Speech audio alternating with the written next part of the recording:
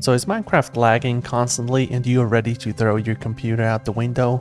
Well, before you do that, let's take a look and see if we can fix that before we buy a new computer or new hardware. Now you can experience lag in a lot of different places.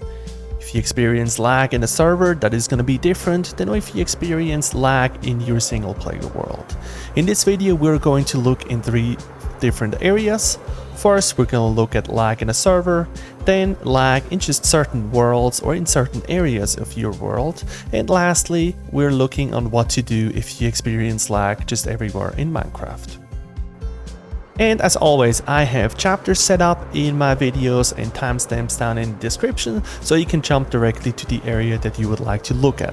But please be aware that maybe we are talking about things, if we try to reduce lag in a certain area, that are also helpful to fix the lag in your entire world. So this video here was requested by one of my viewers, so if you have any requests for a future video, go ahead and put it down into the comments. Since I am a small YouTuber, small content creator, I most likely can fit your video request in, and I'll gladly make a video to help you with any Minecraft related issues. So if you experience lag on a server, the very first thing that I would do is check your connections. So if you hit tab, you can see that my current connection is really good to the server.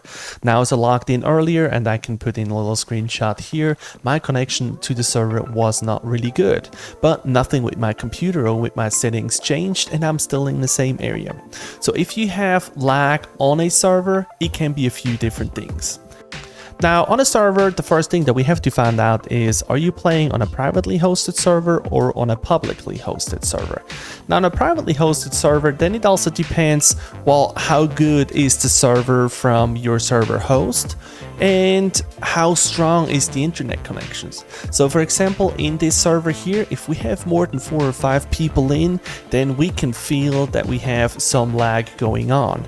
And also if our server host, Striker, if he is uploading a lot of data on the internet at his home, then we also can feel some lag in a server. And there is not really anything that you can do from your end.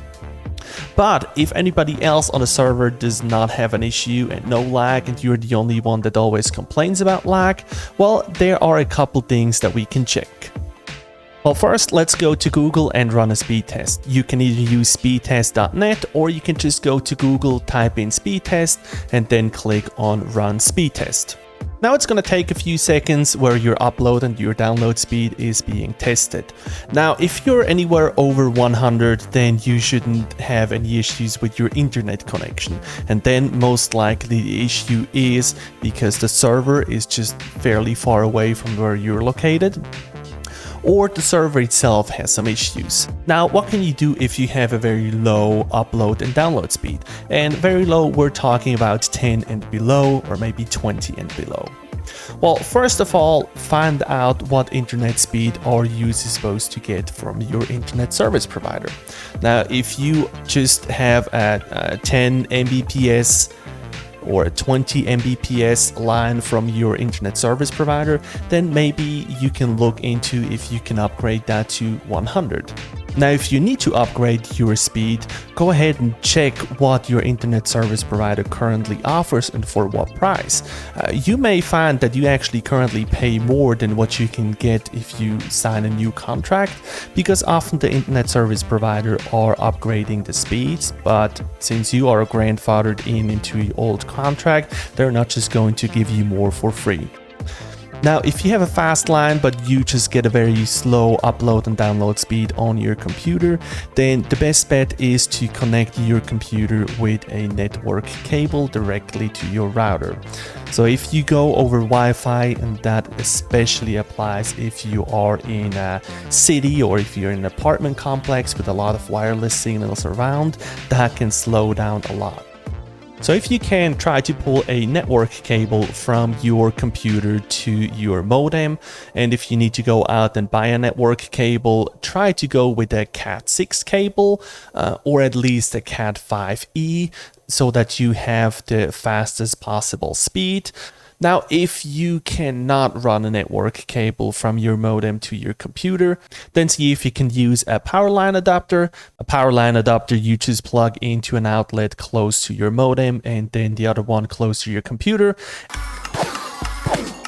So now maybe you are in a single player world and you're just going into certain areas and then your frame rate just drops. Well, there are a lot of different things that can impact that. Well, the first one, as you probably already can see, is if you have a lot of entities laying around. But lag not only can come from entities laying on the floor, no, they also can come from entities going through hoppers. I mean, as you can see right now, my FPS just dropped quite a lot just from walking over here, because over here we are going to load in even more area, even more farms that I built. And with a lot of those things built close together, that just means that Minecraft has to render and load and process a lot of different things, and therefore your computer starts lagging. Now, what are things that we can do about that? Well, first of all, if you build a new world, let's try not to build everything right at the same place. So maybe have your farms a little bit further out than what I was doing here. Started my farms building over there instead of having everything crammed right into the same area. Another thing that happens all the time is you are done with your cows, you have all of your books that you need, you have all of your leather, you have your trading hall set up, and you don't really need cows anymore because you switched over to golden carrots. Well, let's just go ahead and reduce them a little bit so that we still have a few that we can breed up, but we don't need 50 cows running around in here. Now, one thing that I just learned as I was doing research for this video here is that every single mob is constantly trying to pathfind. So even all of those villagers here, they're blocked in, they can't go anywhere, they are still targeting blocks, and the computer has to calculate how this mob could get there. Now, one way to prevent the AI from constantly trying to find another block to target to is put two carpets on top of each other and then spawn the villager in there. Now, the villager AI thinks that they are floating in the air and they are just going to stay there. Now, this is something that I found online and I wasn't able to fully test that yet, but I had a few different sources that were reporting that, and in my next trading hall I am going to try build something like that and see if I am going to have less lag. And then the last thing that can create quite a lot of lag as well is updates to the lighting. Now, as you can see here, everything within the blue area is being lit up with just one single torch. So that means every time I'm breaking this torch here or placing this torch, it is going to update every single of those blocks. And of course, this here is just a two-dimensional area, but it is going to update also up and down. But updates to the block light level is not only made when you place a torch or when you turn on a redstone lamp. No, also just placing a block here means that now everything in here has to be recalculated to see what is the block light level on a certain block, because now it is blocked off from the light. So if you have a lot of lights flashing on and off and piston moving blocks, that also can create a lot of lag. Now, after reducing entities and reducing your mobs, what are other things that you can do to reduce lag? Well, one thing that you can do is make sure that you can turn off your farms, especially farms that use minecarts or minecart hoppers, because they are going to use up a lot of your resources. And they not only have to move, even if they stand still, the hoppers and the hopper minecarts are constantly checking the surrounding blocks to make sure that there isn't anything around that they can pick up. Now, since we're already over here on my melon farm, there is one big myth that I would like to talk about, and that is that redstone dust is creating a lot of lag. Well, redstone dust was creating a lot of lag, but actually back in 1.14, I think it was 1.14.2, that got fixed. Now, if you just experience lag in every single world and at any single place of your world, then most likely the issue is not because of you have any overpowered farms or any other mobs that is taking up all of your resources. Well, in that case, we probably should take a look at how much RAM is allocated to Minecraft, what are our graphics settings, and what else are we running at the same time. Do you have Discord going, or maybe you watch some YouTube, Spotify in the background while you play? All of those things are taking resources away from your computer and are going to slow down Minecraft. But talking about what is running not only means what is running on your computer, it also means, well, are you running any shaders? Are you running any mods? And do you still have the same low FPS and lag issues if you turn all of them off? So if you only have the issue if you have shaders and mods going, well, then I may have a few different solutions for that. The first thing that you could do is go ahead and install Optifine. Or if you are having low FPS, especially when you run the shaders, you may want to take a look at Iris and Sodium. I am actually planning on uploading a video on that here over the next few weeks. So if you want to see that video and don't miss out on it, go ahead and hit that subscribe button. Now, before we talk about allocating more RAM, let's take a quick look into the graphics settings, because maybe you can just tweak a few things in there and get some more FPS. Now here, I just want to point out we are currently in Optifine, so if you play in vanilla, you may not see all of those options. Now the two big ones are the graphics and the render distance. So you may want to turn that down somewhere to 20 if your computer cannot handle the full 30 or 32. Now, but that doesn't mean that this render distance is set in stone. So for example, if I go into the end, I always put it to 48 because the end is a very barren place, and if I have it set to 48, then it's just easier for me to spot some end cities.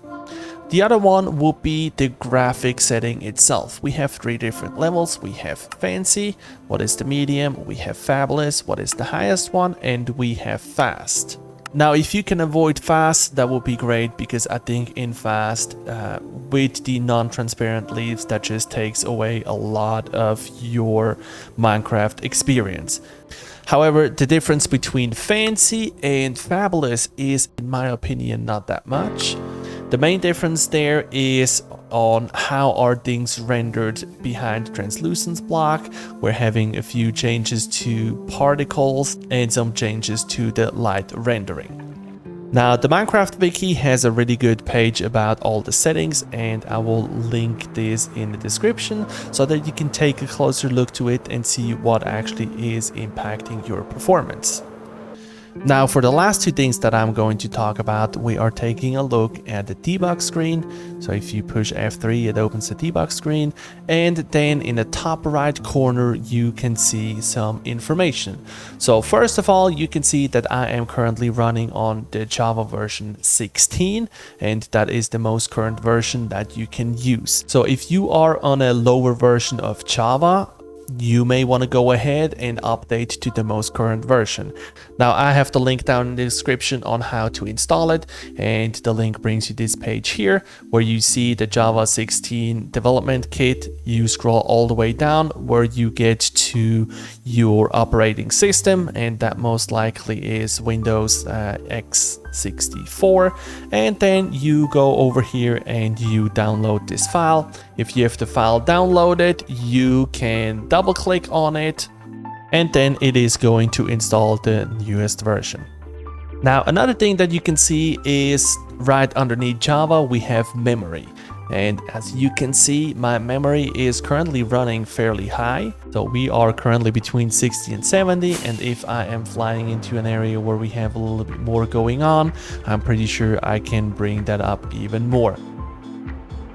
Now, underneath that, you also can see that I currently just have 2 GB of RAM allocated to this installation of Minecraft, and I'm going to show you how to allocate more RAM. Now that we're back on the desktop, we are going to open up our system information. So go into the search bar and type in SYS, and then it should bring up your system information.